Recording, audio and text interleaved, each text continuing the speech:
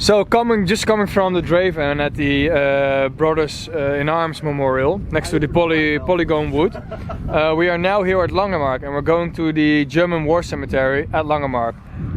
There's a big mass grave here of the Germans as well. So here in the cemetery behind me, there are laying more than 44,000 German soldiers here, and there is one mass grave with 25,000 soldiers in it. And that's just, that is insane. And where I'm standing now in Langemarck, on the 22nd of April 1915, they used and they did the first choking gas attack here during the First World War. And more than 6,000 gas bottles, you could say, were opened up, and the gas was just flowing with the wind towards the enemy trench and into the trenches itself. So I'm not sure how many Allied soldiers died during this attack, but I do know that a lot of civilians and animals as well were killed or were choked to death by the gas. Because of course behind the front lines were still civilians living and still doing their normal things that they would do during the day. And even a lot of animals that they kept, like horses, dogs, cows, pigs, just you can name it, they also choked into that gas that was used on the front line. And not only that, even trees and plants were getting killed by this gas, which is just crazy. But yeah, here behind me you can see there are German bunkers as well on this cemetery, who were part of the, I think, German line, because they were German, of the defensive line for Langemarck, because the town of Langemarck is over there. And yeah, there's a lot of graves you can see around it. All those stones are graves. We also saw a photo over there, which I didn't see before, and Chris also didn't see it before. JD saw it, but the rest of us has never seen it. I will put it up, and it's of a victim of the chlorine gas that was used here during this attack. Yeah, enough talking. This is the entrance of the cemetery. So let's go in and see it for ourselves. But before we go in, there is some fellow YouTubers over there also doing his stuff. Let's see if you can see me waving. Oh! Nick! You have to pay for this for footage. For that face? Yeah, of course. And this face then? Ik ga van jou. Ik ook van jou. So here we're entering the cemetery. So Chris, you know about what's the real story about the student Friedhof? What they're saying? The student cemetery? Yeah, they say it's a student cemetery and that all of them were students. Probably 20% of the soldiers that were killed in the German 4th Army in the fall of 1914 were like inexperienced student soldiers, but yeah, it made for good propaganda to sell it back home as the massacre of the innocents, the murder of the children. Because they were taking on the British regular army, like the best of the British, and these were untried student soldiers marching, singing into battle as they were slaughtered by the thousands. Yeah, oh, okay, so that's why they call it. Made it a good story to sell back home. Okay. Yeah. So, is this the mass grave? This is the mass grave. That's it, 25,000 right there. And best pilot in the German Air Force right there, Werner Voss. Werner Voss. Yeah, Lieutenant. He was shot down while taking on 8 British aces at the same time, and he either brought down or put bullets in 7 of the 8 before they took him out, and he was buried in a shell hole on the battlefield, and then his grave was lost after the war, so they believe he's in there somewhere. Wow. So he's even better than Red Baron. I think he didn't have as many kills as the Baron, but some of the stuff he did tells me he was a better pilot, I think. And he operated for less time. He was friends with Red Baron. And also read that a lot of the kills of the Red Baron were kind of contested, not sure. Oh yeah, I mean they had a different way of keeping track of that stuff. There's another ace here too, the guy that accidentally killed Oswald Boelke, who was like the father of German aviation. He's here somewhere too, like they collided their planes. Oh. And he took him out, yeah. So we're walking here on the cemetery now, and yeah, you can see all these individual stones that has like 8 names almost on each stone. Some stones even more, some stones a little bit less. But what they did, Like, it doesn't mean that there are 8 names on this stone, but it doesn't mean that there are 8 bodies behind, in front of the stone. No, they dug up like big trenches all the way around it, all the way towards the end. And then they put like 8 soldiers in here next to each other, and then put the stone there. So here are another 8 soldiers in the trench, and then a stone. And then another 8 soldiers in the trench, and then a stone. So that's all the way through. So this in front of me here, this is the mass grave where 25,000 soldiers are laying in, which is crazy.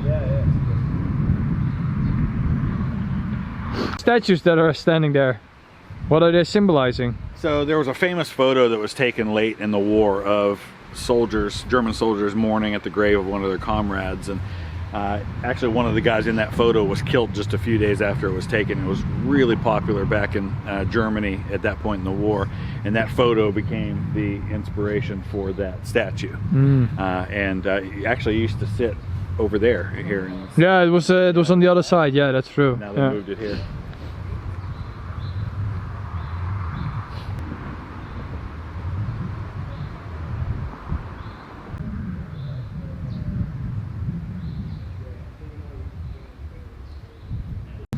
Oh, that's the photo there. That's the original photo. Oh yeah.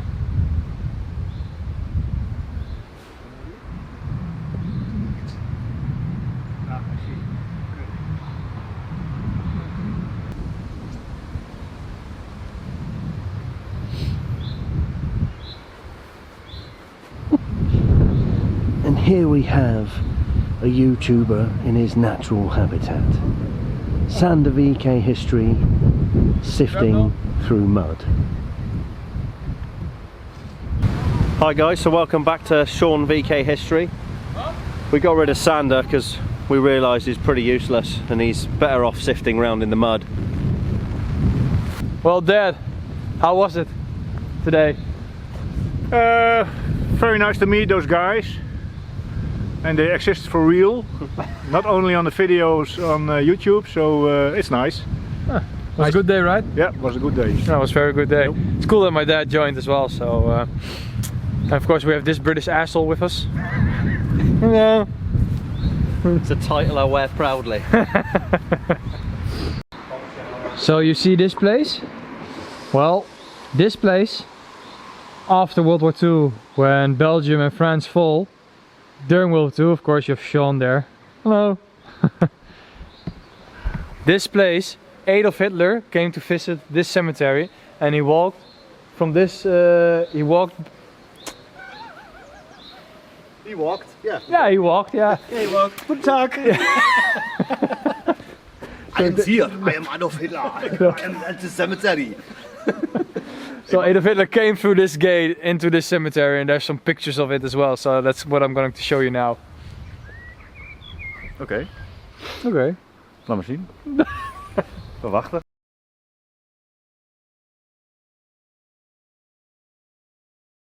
Sean, what are you doing?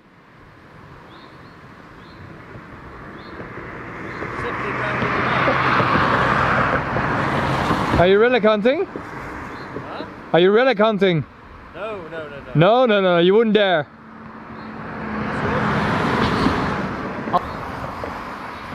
I'll join you relic hunting. I just thought it'd be interesting to stand at the side, and I don't know what that is, but it looks fairly modern to me.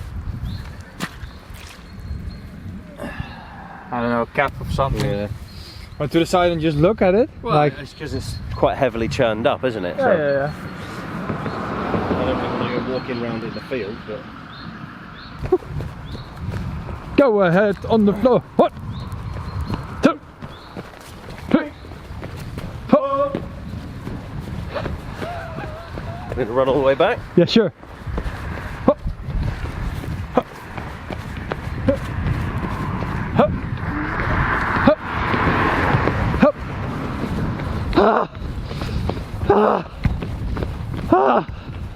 I can't.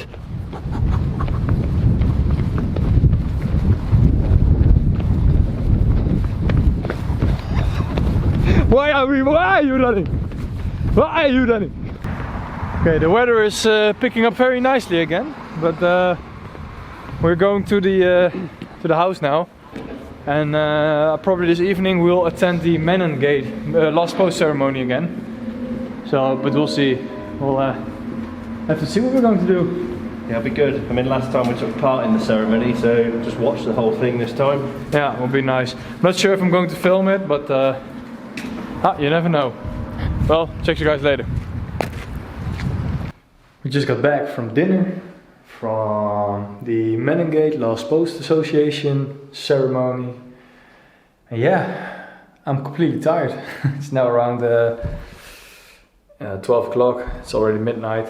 And then JD joined us today, my dad was there, Yuli was there, and it was a really fun day.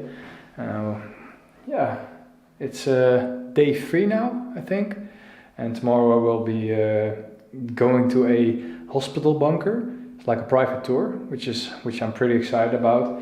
We'll probably visit like the Christmas Truce place where it happened. And yeah, we'll tell when we're there. I'll tell you guys more about it, of course. And I'm off to bed, so see you guys in the morning tomorrow. Tomorrow. See you tomorrow. So we just woke up again. New day, new chances. The rest, JD, Rob and Chris are already filming. They're already on the road. We're now heading to a bunker, which we're getting a little guide through. Marcel in the back. And then, oh, it's open? Nice. And then after that we'll probably go to the Christmas Truce memorial. And then maybe film a relic hunting video. So yeah, hope it's gonna be a good day. Is it gonna be a good day? Yeah. Is it gonna be a good day? You can search in this field. No, just saying I was letting Marcel sit in the front because age before beauty. Oh. So we are here now at Geleveld. And this side here, the Worcestershire regiment, did a famous bayonet charge against the Germans. It was like the last attack to hold the Germans back, and they succeeded. And in that attack, or in an attack before, on the German side, there was one particular soldier firing his first bullet in World War I. And who can guess who that soldier was? It was Adolf Hitler. So he shot his first bullet in this area here. And during that attack here at Geleveld, what the Germans did, where Hitler was, around 70%, well, you could say even more, 80% casualties were in his regiment, which is a crazy amount. Here, some puppies. And the group.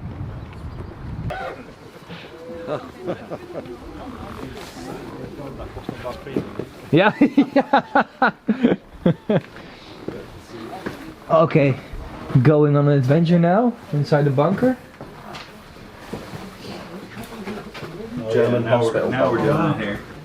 German hospital bunker. Captured by the London regiment under Lieutenant B.N. Cryer. Okay.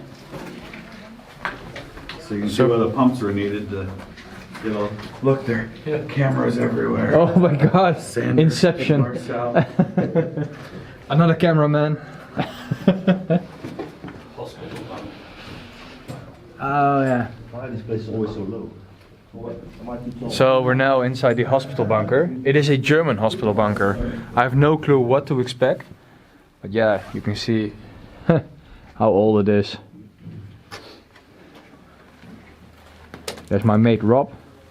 Go in. You can just stand there. Just easy. Marcel has some trouble standing. Yeah, I just fit, yeah.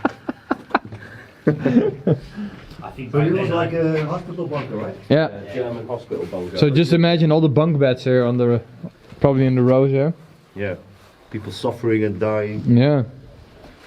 This place saw some horrible stuff. I think back then 5 of them would be tall. I probably Oh, wow. was about the tallest guy. Oh nice. A reef as well. Don't know if you can see it on camera. Yeah. Oh. Pretty cool. And just imagine, like, in this there's one small bunker like this, which was recently discovered. And then just imagine how many bunkers there are still there and haven't been discovered yet. And this hospital bunker, like during the war, like if these walls could talk, man, there would be some horrific stories in there. That's crazy. Yeah, it's pretty cool that they open this to the public and then you can go in. Yeah. Wow. Wow. So I bet they have to do a fair bit of work to get this down to better. yeah. So when you have like bunkers that are undiscovered and they discover them, it's usually full of water.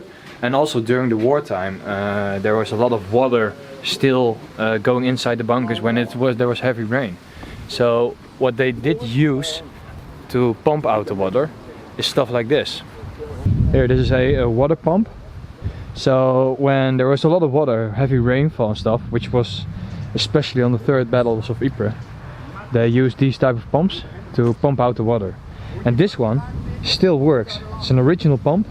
So they renovated this pump and this one still works. They are showing it. Oh yeah. Wow. It's quite easy. 24 hours. Yeah.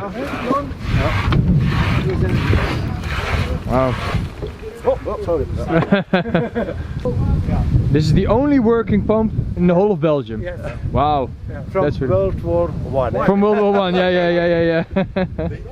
Oh ja. Dat is de pomp. Ja. Kijk hoor, ik ga hem even scherp stellen. Ja. Oh ja. Ja. Ja. Ja, dat werd allemaal koper, hè? Dat werd allemaal. Ja. It's cleaning up. Yeah. Wow. was found as buried. So there was a. They were in a field, and then a tractor came over it, and then the tractor was sunk into the ground. And when it was sunk into the ground, and they put the tractor out of it, then there was the pump laying in the sinkhole. You could say the sinkhole. What is? Yeah. That was a sinkhole. Yeah, it was a sinkhole. Yeah. That's cool. The only working one in Belgium. Should we do it together? If you see it, the pump is from Gainsborough in England. It was a factory. Oh yeah. It's 1915. 1915. Yeah, I see it. He is using for the tunneling of camel. Oh, it's pretty easy. Yeah. It's not that hard. It's pretty easy. Now do it for 24 hours. Yeah. Go guys. Op 1 uur als je continu pompt 6000 liter. 6000 liter? Oh, now it's getting a little bit more. Maar dat is best veel. Ja. Oh yeah. Ja, hè? Ja, best veel. Ja. Now it's getting a little bit more. Now you have to do it the whole day. Yeah. 24 hours. Oh, that's crazy. Soldiers have to do it about 1 hour. Okay.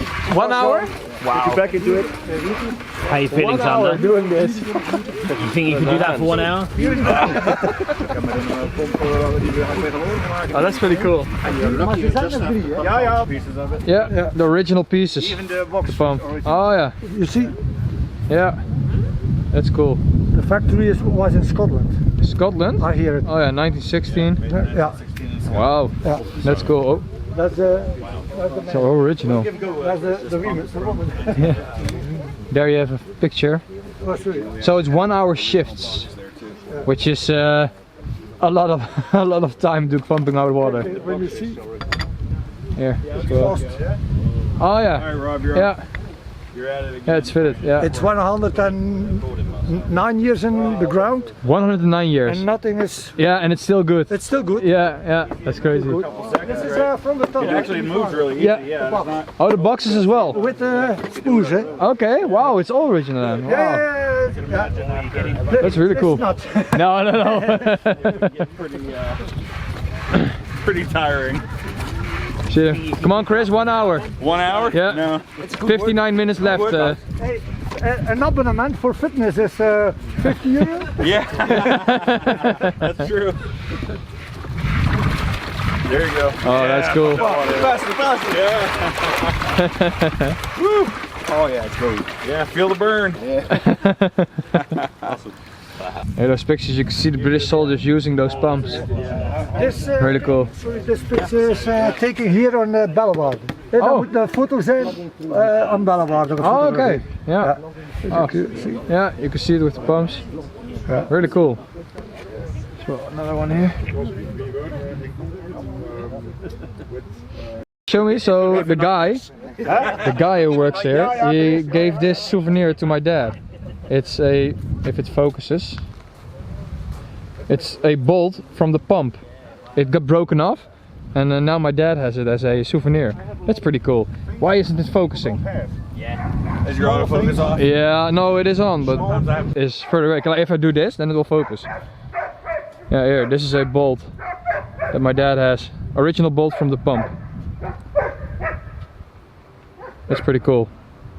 So this is a memorial of the Gloucestershire Regiment with all their battle honours. And if you take a look right away to the front, you will see the cap badge, the regimental badge. But if you take a look to the back of the memorial, you will see a very small badge of the Gloucesters. This is the only regiment that was allowed to wear 2 cap badges. The original cap badge in front of the head, but also the back badge because of the heroic fightings during the Alexandrian Wars in 1801. Back-to-back fightings, and therefore they had the permission to wear two cap badges. Back-to-back badge. Oh wow. So it's portrayed on the memorial as well, on the front, the badge. So this is the small badge, the back badge, as we call it. You have all the battle honours. As you see, they also served in the Middle East and in Italy, in Egypt. And if you take a look to the front,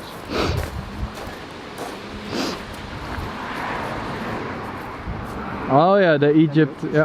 The regular badge they wear on the cap. So this is the only regiment with 2 badges. Oh, cool. And the memorial on the other side is for the 18th Division. For the 18th, yes.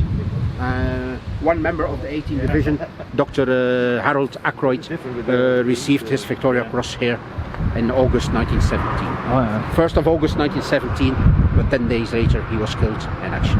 And he is buried a little bit further on Birk Crossroads Cemetery. Oh yeah. Wow. Wow. Thank you. Appreciate it. Thanks. Thank you. Pretty cool. Yeah? Right, that was pretty cool. Yeah. That was really cool. Oh, you got your stuff in there. Oh yeah. Sorry, I'll open the car. Should be open already. Yeah, it's open. So that was pretty cool. Like we met some cool people there. My dad even got a souvenir. On the way back, we saw another guy. I was there. Marcel was there, of course. Yeah. Some cool people there that did a group tour, and yeah, there was a guy here who is over there. He told us a little bit about the memorial here, which is also pretty cool. It's cool to go to places and then you meet people who have the same interest and they love sharing history with each other, and that's what we do, that's what they are doing, and that's it's a very humbling experience. So we're going now to the Christmas Truce Memorial. Yeah, Christmas Truce Memorial, and we'll see you guys there. Bye. So the British frontline trench in 1914 would have been probably about where that tree is, and would have run from left to right along here, and then down where the road curves around, the trenches, the line curved around. And there's a house down there is where Bruce Bairnsfather stayed. He was an artist, wrote for, like, you know, illustrations for newspapers and magazines, things like that. And he was here and wrote some pretty detailed accounts of the Christmas truce that happened. And the German front line then would have been out toward where those buildings are. So no man's land would be like between this tree and those buildings, and that's roughly over a little bit to the right, kind of towards those trees, is where the we know for sure that there was football that went on Christmas, because Bairnsfather wrote about it. So that's one of the sites we can say absolutely for sure it happened right in this spot, and so that's why the memorial ended up right here. So now we just arrived at the Christmas Truce place, memorial, and yeah, we got Rob in the back here as well, filming his videos. But yeah, like Chris said, there were the German and the British front lines. And oh, look who's arriving. Uh-oh. Look who's there. It's JD. There he is. Our early bird. Oh my god! Is that the History Underground? Oh wow! What a coincidence! I'm subscribed to your channel. Wait. So if you ever hear about Plug Steered or Plug Street Wood, that's Plug Street Wood right there. Okay. So JD, I was telling. So yeah, like I said, we just arrived here. The whole band is back together. And yeah, if you look in front of me, there is the memorial that got placed down by the UEFA. So to you're just I got it you're on distracting film. I got it on film. So to what? To what? To what? To what? So yeah, to commemorate the what happened here in World War I during the football match during the Christmas Truce between the Germans and the British.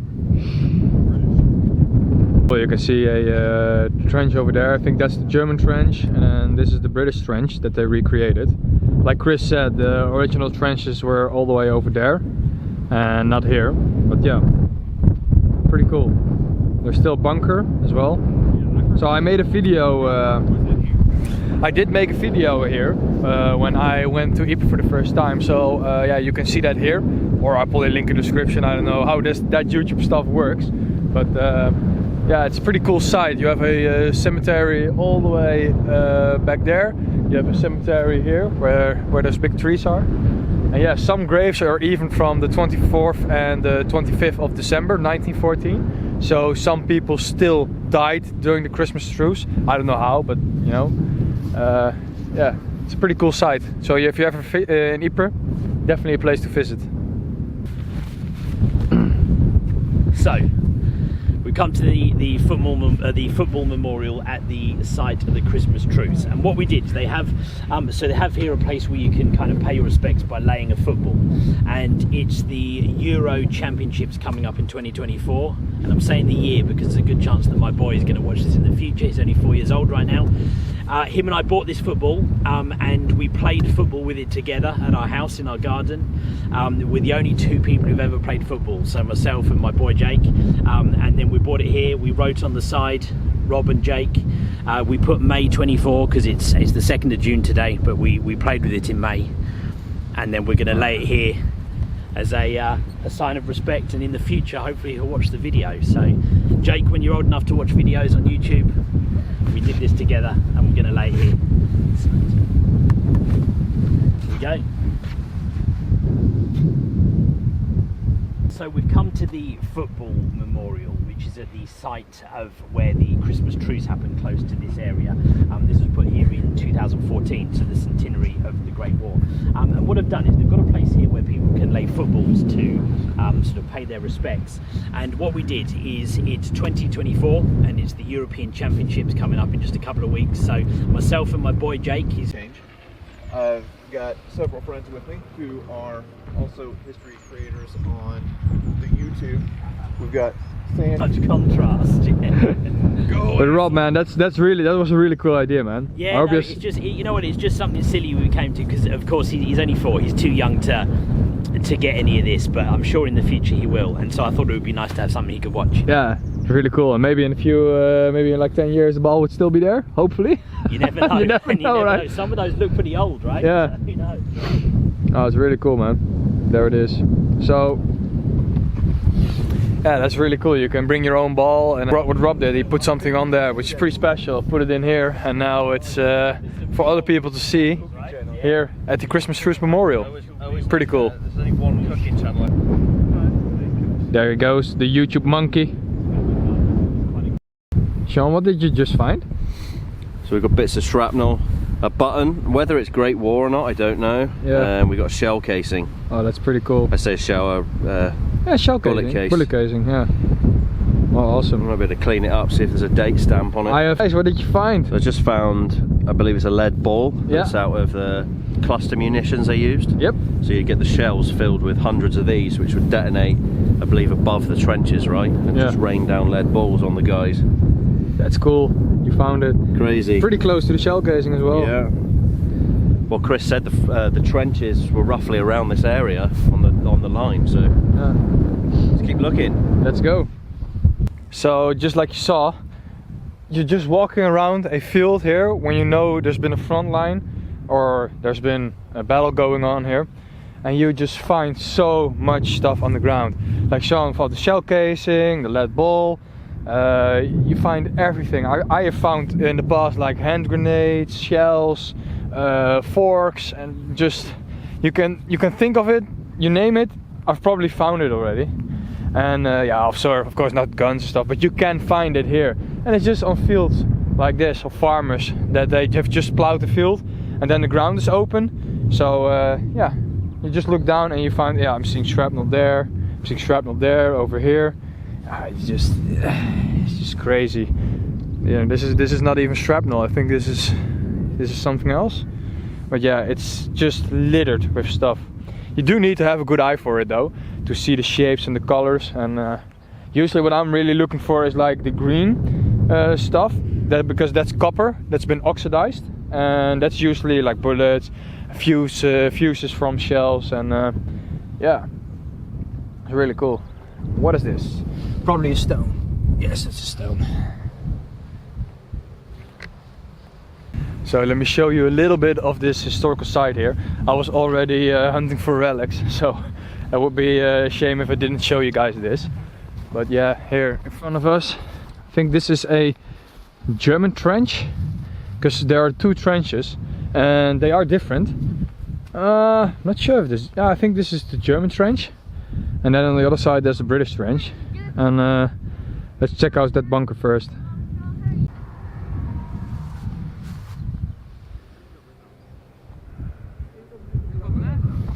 Oh wow, there's even a dead mole here. Ooh, that smells. So here's a little bunker. It isn't too big, and I think if I remember correctly there's an entrance here which is closed off. Yep, there it is. Oh, they put a wooden plate in there now, because probably people were throwing stuff in there. Yeah, pretty cool little bunker. And I think the other lads are walking on the cemetery. Oh yeah, there's Marcel and Chris. Oh, my son Rob. So when you're walking the battlefield, what Sean is fine, he's walking around with some bullets, shrapnels. Bullet, the lead ball, yeah, button, and just bits of shrapnel. Yeah, it's really cool. We have to clean that one up. Yeah, try and get a date on it. Yeah. And there's the other YouTube monkeys.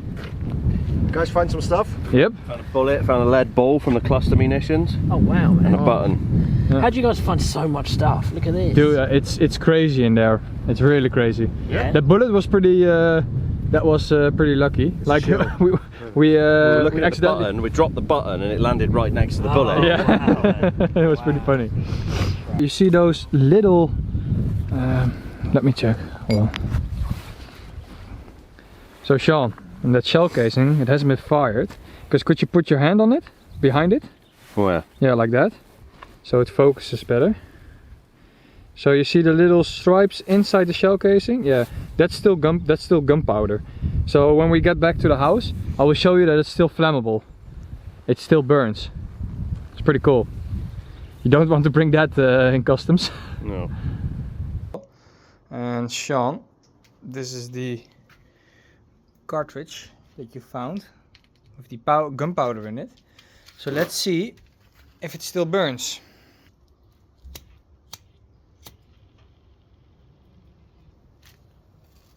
Here. Over 100 years old. It still burns. Here. It's a monkey with the camera.